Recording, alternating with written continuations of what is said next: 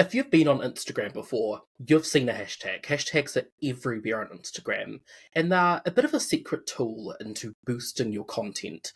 A lot of times, hashtags allow you to connect to different groups and communities, and it pushes your content over to them. So, if you're trying to get to a specific group, let's say you work in Brisbane and you want to look at Brisbane people that are interested in hair, you can use the hashtag Brisbane hair and connect to that audience.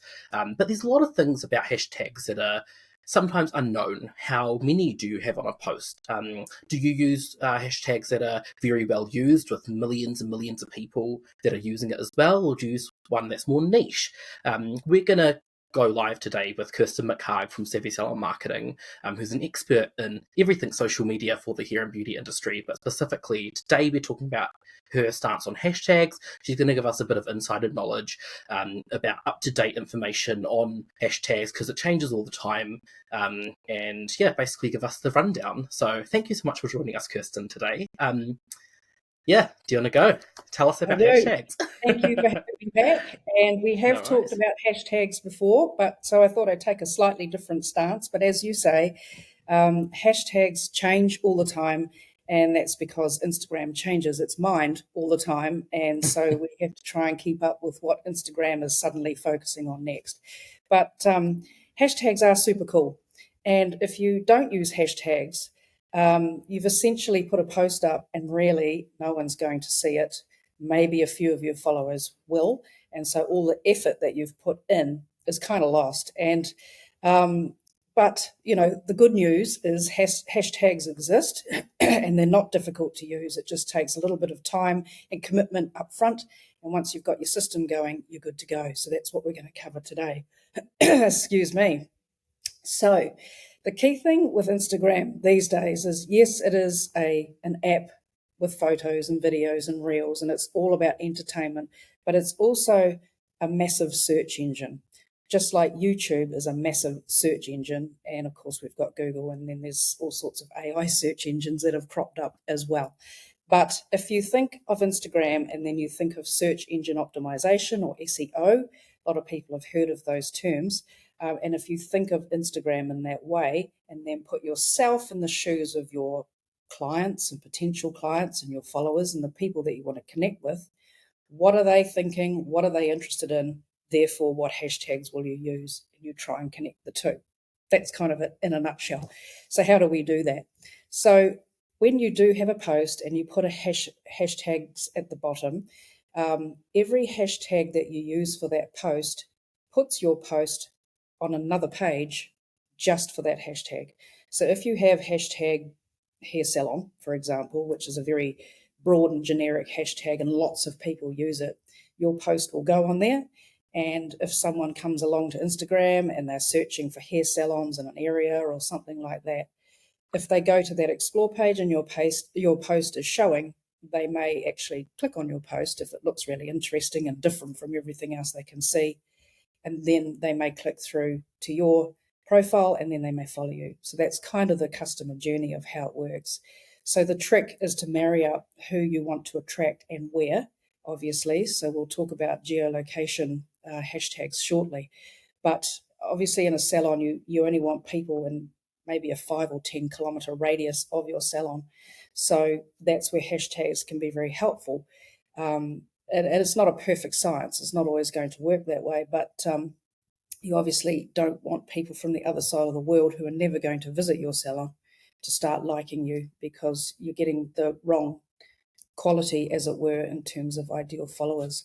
So, yeah, so that's kind of an overview. So they are important on Instagram, and you want to maximize every post that you do because I know that you're all busy salon owners, and if you are doing your own social media, it's hard enough creating the posts and thinking about what to post about, but let hashtags help you, boost your visibility. The other thing is, I just mentioned it before, you can attract targeted audiences, and you can do that by using very specific hashtags. So geolocation, as I said, it's always good. And I say this pretty much in every live, in your profile at the top of your Instagram page, it is searchable and put your location there. So that's also part of search engine optimization. But if you can also do that in your hashtags and use keywords, name your salon in the hashtag, name your location in the hashtag, name the treatments that you do, the people that are searching in your area for those things are more likely then to find you, whether it's on their feed or in those explore pages that I talked about. They also boost engagement because obviously, as I've said before, they get your post out in front of more people. That's called reach in marketing terms. They're reaching more people. And so you are more likely to get likes and comments and shares. And that may lead to what we call organic growth, which is someone following you because they saw your post, they liked it, they followed you. And that's an indication to the Instagram algorithm that your content needs to be served to those people. So you can see the word organic growth and how that works. Something that's really cool and is not often talked about is creating a brand identity through hashtags. And this is like almost like owning a hashtag, even though you don't necessarily own them. You can't purchase a hashtag or anything like that, but you can create a hashtag specific for your salon or specific for a campaign or a promotion or a focus that you want to have for a period of time. So the purpose for that is that on every post, or you can put them over on Facebook, you can put them in other communications. It's essentially creating your own explore page, as it were, for that hashtag and then directing people to that or hoping that people will search and find you. But it's normally for your internal audiences that are already following you to get them to continue to engage with you. So an example of a branded hashtag obviously might be hashtag your salon name and then the area. That's still kind of generic, but if you want to, for example, if you're a barber, for example, and your name of your salon is City Salon and you want to be known for style cuts, it could be hashtag City Salon Style Cuts. And if you keep using that hashtag, you will fill up the explore page with all your posts, and that is creating a brand identity. If someone lands on that page, all the posts are from you. So you want to try and find something that everybody else is not using, otherwise they'll come along and put their posts on there as well. Equally, in a skin clinic or a laser clinic, for example, it could be laser transformations. These are just names that I've pulled out of anywhere, but it's finding something unique and you can own it. Often quite good to just run it for a period of time while you're running a promotion and then stop it. So that's just, something to think about. So here are some tips, and I've written a blog about this and it will be on the Kitomba website in the next day or two. I've got some tips here about how you can boost your reach and engagement using hashtags and just some kind of little secrets and insights. The first one, obviously, that you need to really get right is to research and choose relevant hashtags for you. And I touched on it earlier. And that's about creating a hashtag set. So it's going to get a little bit marketing speak, but this is where the work is done up front. But once you've done this bit, it's done. And then you can just sort of monitor what's working, what isn't working, and maybe adding some hashtags and taking some away. So basically, as I said, you want to get very specific. You don't want to attract people from the other side of the world, which doesn't mean you won't. But if you keep your hashtags with a geolocation, the name of your salon, that's a good place to start. And then you will start to branch out into things like the treatments that you offer, the services that you offer, maybe the products that you offer. Then the other thing is, what are your clients or potential clients interested in? Is it fashion? Is it handbags? Is it Gucci? Is it, pets? Are they mums? Whatever it is, start to think about hashtags for that and go and research them on the explore pages.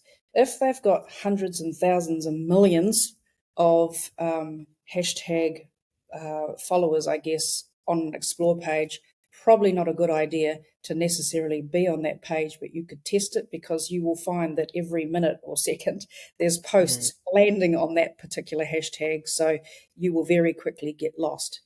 But you can then look for what we call niche hashtags, and there's fewer people using that hashtag, which doesn't mean you've got less of a chance of being found. You've got a greater chance of being seen when people land on that page. So the whole idea is to create about 50 to 100 hashtags, put them in a spreadsheet or on a Word document or in some sort of way of storing them, and then pull out 10 or 20 and put them at the bottom of your post. That post is done. Next post, another 10 or 20. Don't make them the same, make them different every time, unless you've got that promo that you're running and you've got that brand identity. That's okay to leave that there. But if you just keep using cut and paste same hashtags, the Instagram algorithm thinks it's just spam.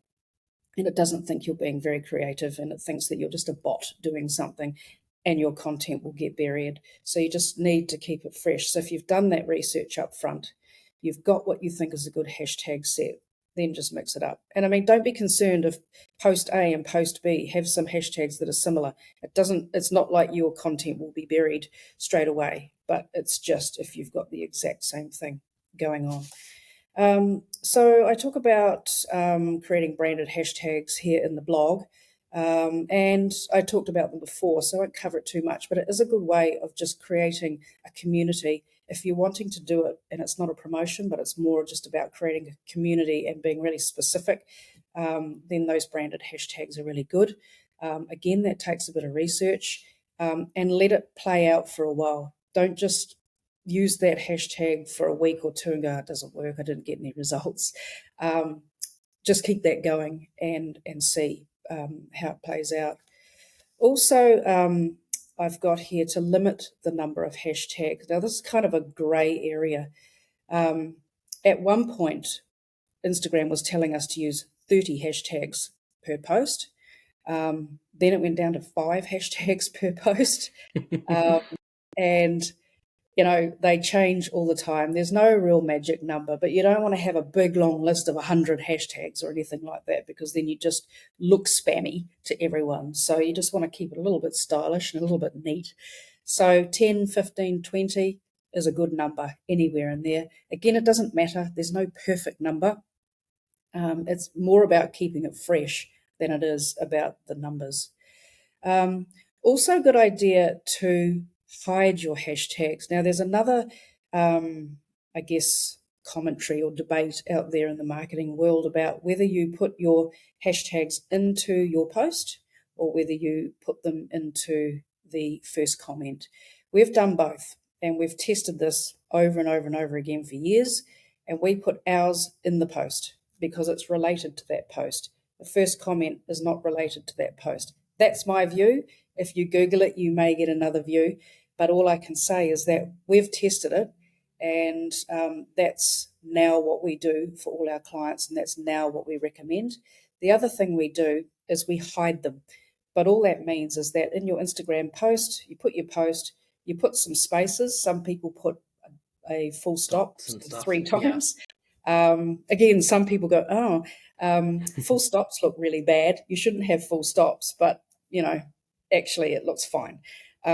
And sometimes people, they know they're there, so they may scroll down and have a wee look at the hashtags that are there as well. But it's just nice to hide them because it just looks neater on social media. The other thing is, when you're creating your set of hashtags, and I'm just pulling up my phone here, it's to avoid banned hashtags. So Instagram has their community guidelines, and I do recommend that everyone has a look at the guidelines. They're actually really short and they're actually really informative, and they kind of tell you the do's and don'ts of social media. And what we find in the salon industry is it's good for hair salons to show before and afters, not a problem. But for skin clinics and beauty salons, before and afters are okay on social media, but you just have to be careful about making claims or just, yeah, it's okay to show the pictures. We do that a lot, but the way you talk about it, you have to be careful, and you just don't, because Instagram and Facebook actually don't want you making huge claims about this facial will change your skin forever and you'll look 10 years younger instantly. You can't do that sort of thing. And if you keep doing that, and doing that in your hashtags, you'll get penalized. But I've just done a quick search, and it's interesting, some of the banned hashtags, beauty blogger is a banned hashtag. Not that I think necessarily salons would be doing that. I don't know why, but beauty bloggers is okay. Things like, it's interesting, like my search is actually what are some banned hashtags in the beauty industry. So if anyone wants to search that, that's what I'm looking at. I've got bikini body. So again, the Instagram community guidelines, strangely, don't like us to talk about appearance, even though we're actually in that industry. So it's actually quite a fine line. Curvy girls, because it might be seen as, are we discriminating against somebody? And then there's other unusual ones like Insta mood, sunbathing, tan lines. These are just ones that came up. Whether or not, I haven't checked these on Instagram to see if they are actually banned. But I haven't spent a lot of time looking at banned hashtags. So we just go about our business and create hashtag sets for all our clients, and we've never run into any problems. So I guess the key message here is don't be too concerned, but just be mindful of making claims in your hashtags and actually in your post captions and things like that. The other thing then, of course, is tracking the performance of your hashtags. And most people are like, oh, when we get to the data and the analytics part, every time we talk, most people groan and go, that's just like, it's taken me enough to get this far. Do I now have to track everything? But, it's worth it. It's worth it to track and see which hashtags you think are working for you and which ones you think aren't. There's no measure. There's nothing inside the Instagram app that will tell you. There are software programs out there that you can use. We don't, but we have in the past, but they're very helpful. And some of the scheduling systems that people use, like Later, for example, they do have information in there about hashtags and how they're working. But basically, one way to do it is to go to the explore page. You'd have to do this reasonably frequently. Go to the explore page of some of the hashtags that you prefer and just see how your content is ranking there. Are you appearing there? Are you being lost really fast? And that's just an indication of findability or discoverability. And if you find that you're just not there, then maybe just don't use it, because it doesn't mean it's a bad hashtag. It just means that too many people are using it and you're getting lost. So it's not a perfect science, and I would encourage you to create that hashtag set, use it for at least a month, but just keep an eye on some of the key hashtag explore pages that are of interest to you and just see how you're tracking. I mean, it's actually really exciting when you do use hashtags and you see your post somewhere else. You then can see all the different posts of everyone else that's used that hashtag, and it shows you, particularly if you're a hair salon, if there's lots of hair shots, how is your hair shot going to be any different to the other ones? But that's a whole nother live, basically. So that's the artwork. But anyway, that's just as an aside. But keep an eye out for it, because you will see what your clients and potential clients and followers and potential followers are seeing. There's a myriad of hair shots, for example, or a myriad of someone doing a facial. How do they know it's you, and what makes you stand out? The other thing, of course, is there's always the trending hashtags. You can go hashtag trending and see what's trending. You can Google search that sort of thing just to see trending hashtags, but they're not necessarily always relevant to the salon industry. So just because something's trending doesn't mean you should use it. If it's not relevant to you, then, don't bother. But it's often quite good. It might be if there's an influencer in your area or something like that, you may want to explore that sort of thing under the trending hashtags. And then, engaging with hashtags. I think I've talked about this all the way through, and this is my final point in the blog. It's basically exploring the feeds of the hashtags that you're using and maybe some that you're going to potentially use, doing that research and keeping your central set of hashtags fresh and relevant. One thing of interest is when we do hashtag sets, we spend a lot of time for our clients getting that right. But it's when you come to the interests part that we often get questions from our clients. They go, "Oh, I'm beauty, but you've put in some hair ones. I don't offer hair." But as we say to them, people who go to a beauty salon are most likely going to go to a hair salon. Most people go to the hair salon, Mm. have their hair done, or they may be interested in lipsticks or whatever it is. So sometimes it doesn't necessarily make sense to you specifically. You're trying to, it's a little bit like a Google search or Google Ads. You're trying to match up what people are searching so that you can be found. So that's kind of the logic between hashtags.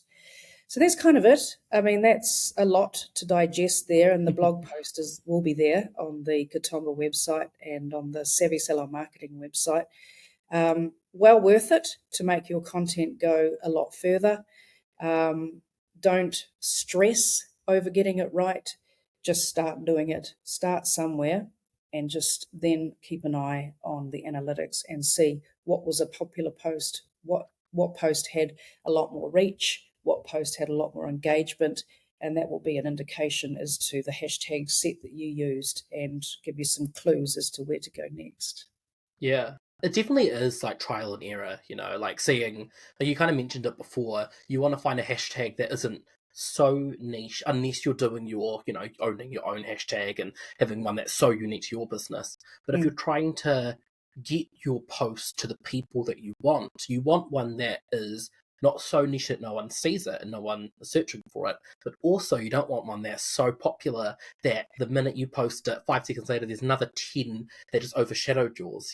yes. And trying to figure out the kind of balance between that is really just trial and error. It's just seeing, Yeah. it's kind of what you said before, engaging with that feed, going to a hashtag, clicking on it, going to the page that shows all of the posts that use that hashtag.